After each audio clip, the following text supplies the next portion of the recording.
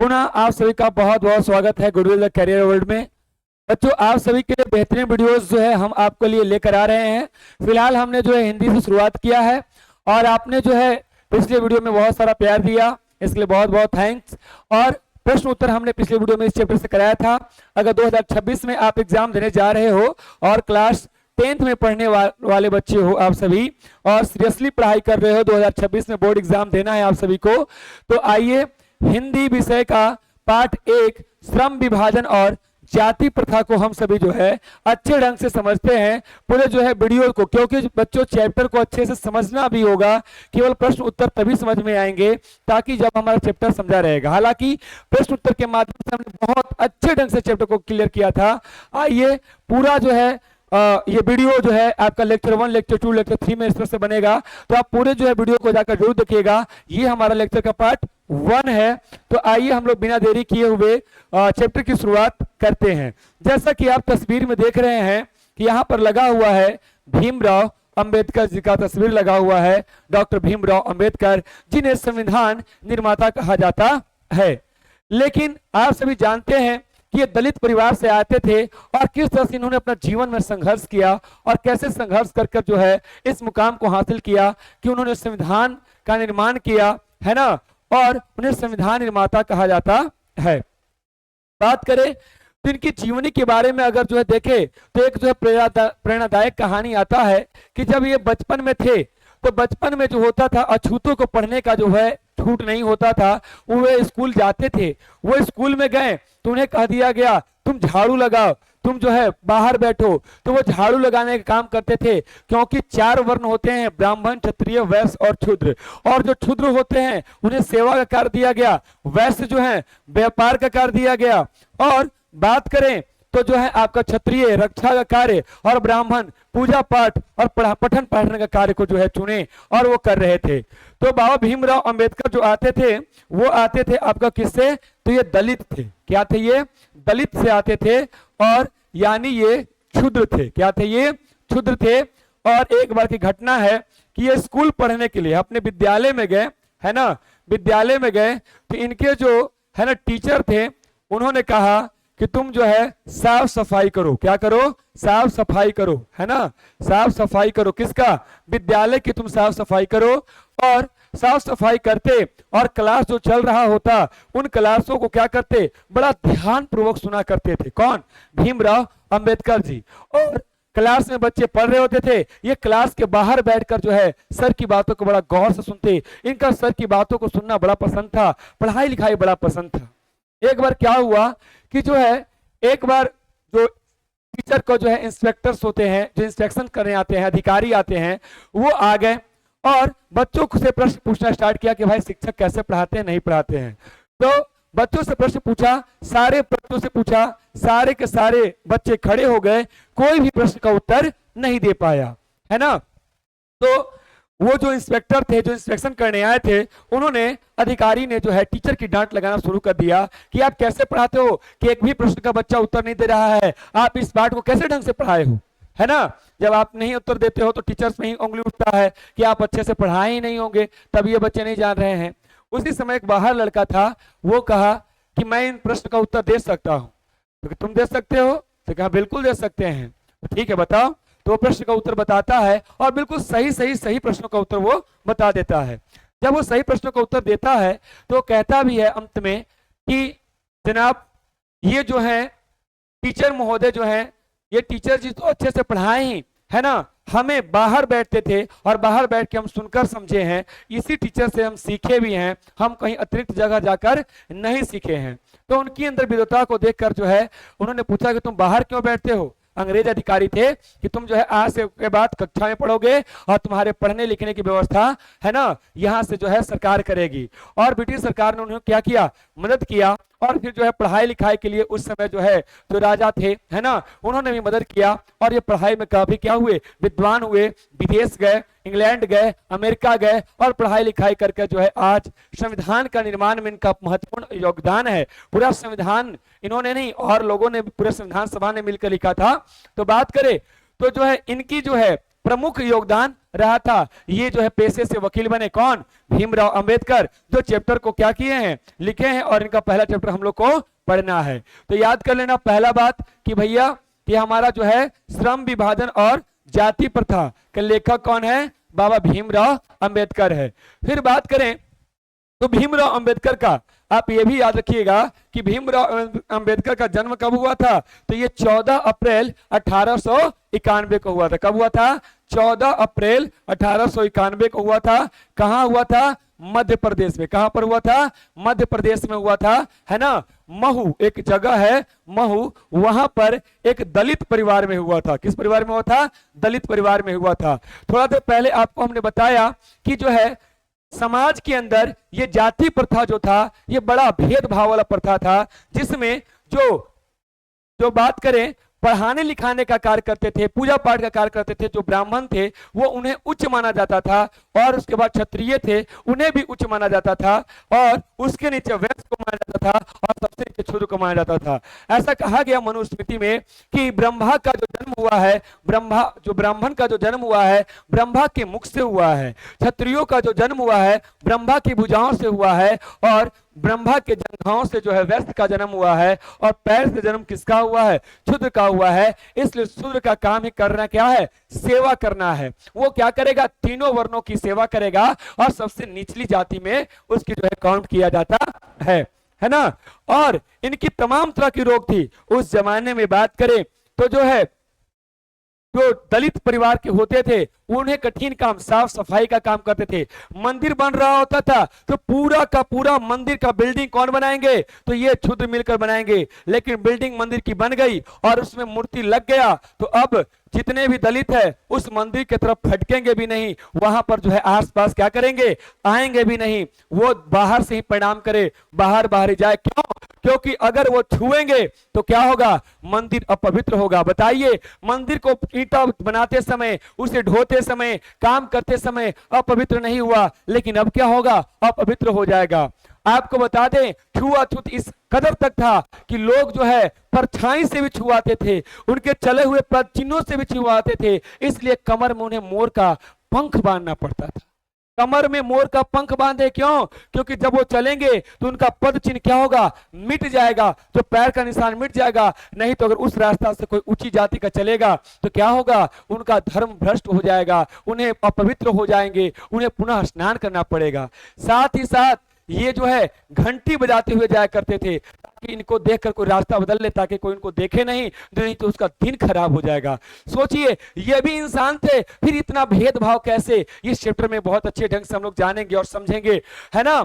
और तो और आप मंत्रों का उच्चारण नहीं कर सकते हैं। अगर कोई गलती से जो है मंत्र का उच्चारण किया, कैसे एक छोटा बच्चा ने मंत्र जैसे देखा कि बज रहा है ओम नमः शिवाय, ओम नमः शिवाय का, और उसने मंत्र का उच्चारण कर लिया, और एक ब्राह्मण जो उसी रास्ते से जा रहा था सुना तो कहा कि अरे तुमको कौन अधिकार दिया मंत्र उच्चारण करने का? तो उसे जो है क्या किया? उसकी जीभ को काट दिया गया। सोचिए, इतना हिंसक और इतना जो है कष्ट, इतनी प्रताड़ना सहना पड़ा। आप तो और वे बेचारे कुआं का पानी अपने से खुद से नहीं निकाल कर पी सकते थे। अगर कुआं का अगर पानी लेना होता था, किसी ऊंची जाति का इंतजार करते थे, वो आता था और कुआं का पानी से निकाल कर उसे देता था, तब वो क्या करते थे? तब वो पीते थे। अगर आपको प्यास लगा है, अगर गलती से भी आप कुआं का पानी निकाल लिए तो समझ लीजिए आपको क्या करेगा? उसी कुएं में डालकर, है ना, डाल दिया जाएगा और ऊपर से मिट्टी भर दिया जाएगा। इतनी प्रताड़ना, है ना, इतना जो है अत्याचार सहन किए हैं, है ना। तो इस तरह से जो है उन्हीं दर्द को बात करें, बाबा साहब ने जब इन तमाम घटनाओं को देखा तो उनके अंदर दिल जब में जो है ये दर्द जगा कि नहीं, हम इनके जो है ये भी इंसान है, और इनके जो है इंसानों का मानव को उत्थान के लिए कार्य करेंगे, समाज में क्रांति लाएंगे, बदलाव लाएंगे। तो ये चैप्टर उसी विषय पर लिखा गया है। तो आइए हम सभी जो है जाने। अभी आपको हम बताए थे कि जो है इनका जन्म कब हुआ था? 14 अप्रैल को मध्य प्रदेश के महू में हुआ था, दलित परिवार में हुआ था। बात करें शिक्षा पढ़ने में, तो आपको शुरू में ही कहानी बता दिए कि बहुत बड़े तेज थे। इनकी जब प्राथमिक शिक्षा हुई तो प्राथमिक शिक्षा तो उनके मदद से हो गया था, जो बताया था, जो अधिकारी की मदद से हो गया था। बाद में पढ़ने में इतने अच्छे नंबर लाए इन्होंने कि राजा, बड़ौदा के राजा, कहाँ के राजा, बड़ौदा के राजा ने प्रोत्साहन दिया, और प्रोत्साहन देकर जो है इन्हें हायर एजुकेशन के लिए, उच्च शिक्षा के लिए ये पहले कहाँ गए, न्यूयॉर्क अमेरिका गए। कहाँ गए, न्यूयॉर्क अमेरिका गए, और यहाँ के बाद फिर कहाँ गए, लंदन इंग्लैंड चले गए, है ना। तो ये लंदन इंग्लैंड चले गए। फिर बात करें तो ये अपने समय के सबसे अत्यधिक पढ़े लिखे लोगों में से एक थे, क्योंकि इन्होंने बहुत सारी पुस्तकें पढ़ा, पूरे जो है तन्मयता से पढ़ा। बताया ना कि जो लड़का झाड़ू लगा रहा है, क्लास के बाहर रहकर सर की बातों को सुनकर सारी बातें समझ जा रहा है, सोच उसके पढ़ने के अंदर की जिज्ञासा कितना होगा, कितना जबरदस्त रहा होगा। तो बात करें तो ये जो है सबसे पढ़े लिखों में से एक था। इन्होंने अनुवाद के माध्यम से, क्योंकि अंग्रेजी में पढ़े, तो इन्होंने अनुवाद के माध्यम से सभी धार्मिक, पौराणिक और वैदिक साहित्य को पढ़ा, और ये समझा कि ये जो जाति प्रथा है, ये जो धर्म के जो है अनुसार जो विभाजन किया गया है, ये जो श्रमिक व्यवस्था है, क्या ये सही है या गलत है, ये पूरे अच्छे ढंग से समझा। और ये हिंदू धर्म से आते थे। बाद में इन्होंने हिंदू धर्म के अंदर की ये कुरीतियां, ये कुव्यवस्थाओं को देखकर इन्होंने क्या किया, हिंदू धर्म का त्याग करके बौद्ध धर्म को अपना लिया था, है ना। तो बात करें यहां पर जो है इनकी विशेषताओं की बात करते, विशेषता में ये महान इतिहासकार रहे हैं। इन्होंने इतिहास के बारे में बहुत अच्छी बातें बताया, और ये कानून के जानकार थे, यानी विधिवेता थे, यानी वकील थे। ये बहुत अच्छे एडवोकेट भी रहे थे, और अर्थशास्त्री, यानी यहां पर जो एक बहुत बड़े इकोनॉमिस्ट भी रहे थे।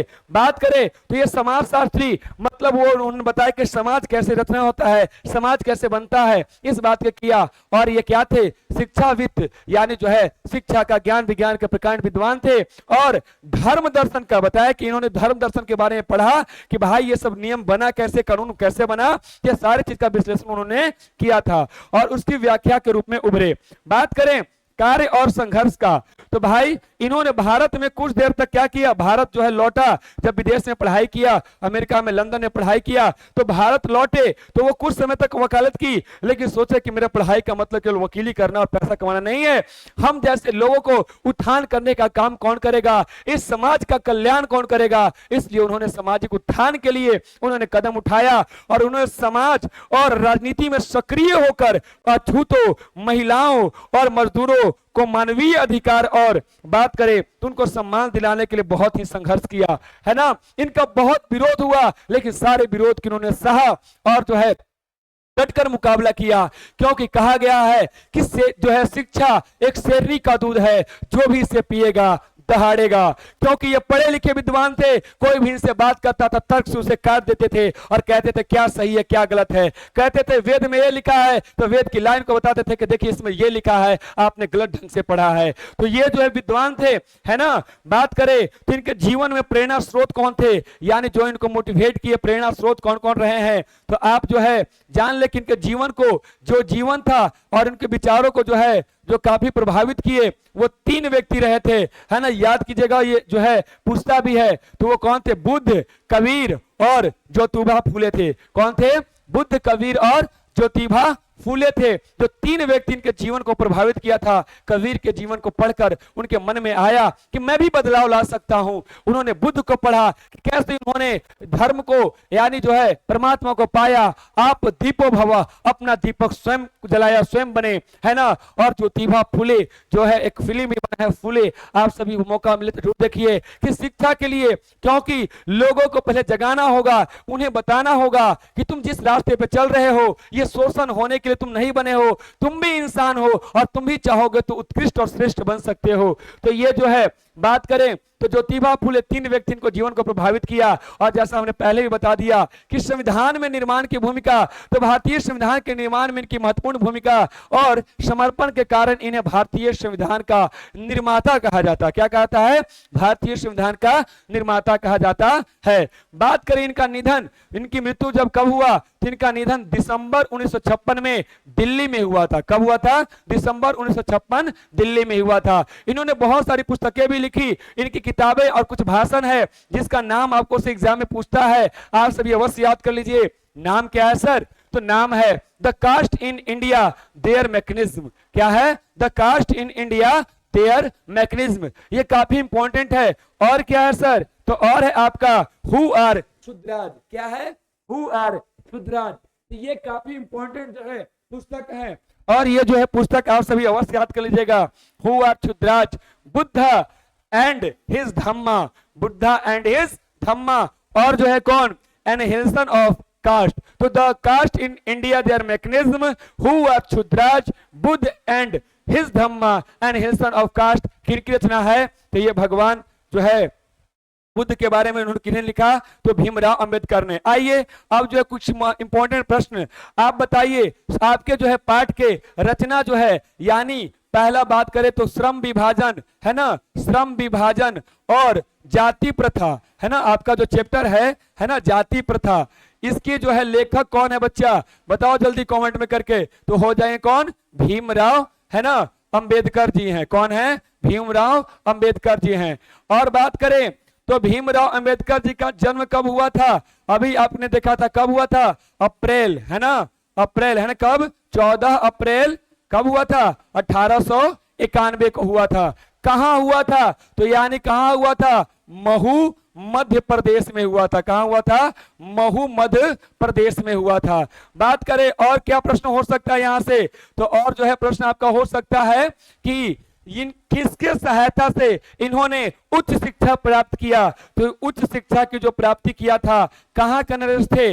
बड़ौदा के नरेश थे। कहां के नरेश थे? बड़ौदा है ना, बड़ौदा के नरेश से जो है इन्होंने क्या किया था? इनकी जो है शिक्षा दीक्षा हुआ था। तो बड़ौदा के नरेश है ना, बड़ौदा के नरेश की मदद से क्या किए थे? इनकी शिक्षा जो है उच्च शिक्षा इनको मिला था। और सर और बात करें तो पहले शिक्षा के लिए कहां गए थे? यानी शिक्षा के लिए, उच्च शिक्षा के लिए पहले कहां गए थे? तो पहले गए थे अमेरिका। कहां गए थे? अमेरिका गए थे सर। और अमेरिका में कहां? न्यूयॉर्क में गए थे। और फिर कहां गए? इंग्लैंड गए पढ़ने। कहां गए? इंग्लैंड है ना, आपका जो है कहां पढ़ने गए थे? इंग्लैंड पढ़ाई करने गए। तो इंग्लैंड पढ़ने के लिए गए है ना, तो ये हो जाएगा इंग्लैंड। तो बात करें और इन्होंने, इनके जीवन को प्रेरित करने वाले व्यक्ति कौन थे? यानी प्रेरक व्यक्ति कौन थे? ये अभी आपसे प्रश्न पूछता है कि जीवन में इनके प्रेरक व्यक्ति कौन थे? तो बुद्ध थे। और कौन थे? कबीर थे।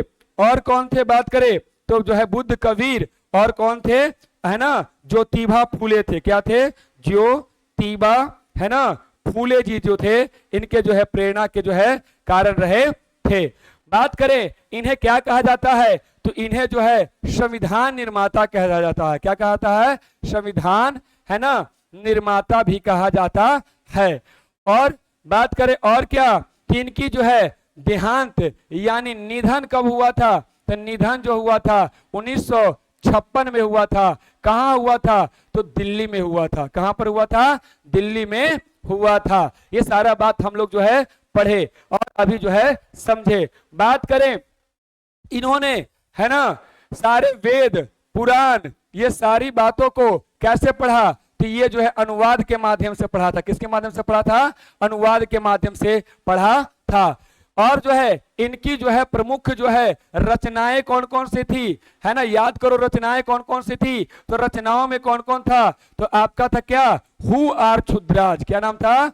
हु आर है ना शुद्राज, शुद्राज, ठीक है, हु आर क्षुद्राज। और क्या था? Annihilation of caste. क्या था?